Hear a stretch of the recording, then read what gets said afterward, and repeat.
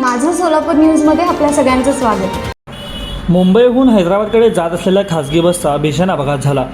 सोलापूर पुणे महामार्गावर तिलंगवाडीमध्ये ही घटना घडली।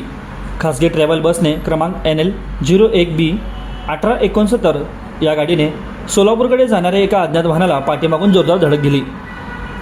हा अपघात काल सकाळी झाला असून अपघातात खासगी ट्रॅव्हलचा बस चालक किरकोळ जखमी झाला आहे। सुदैवाने बसमधील प्रवासी थोडक्यात बचावले। या अपघाताची तीव्रता एवढी जास्त होती की ट्रॅव्हल बसचे मोठ्या प्रमाणात नुकसान झाले असून या अपघातामुळे पुण्याहून सोलापूरकडे जाणाऱ्या बाजूला वाहतुकीची कोंडी झाली होती।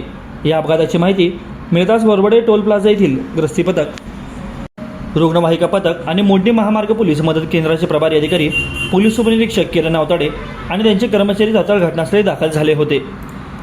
वरवडे टोल नाका येथील गस्ती पथकाने मोडणी महामार्ग पोलीस मदत केंद्राच्या पोलिसांच्या मदतीने अपघातातील खासगी ट्रॅव्हल बस वरवडे टोल नाका येथील क्रेनच्या मदतीने रस्त्याच्या बाजूला करून वाहतूक सुरळीत केली।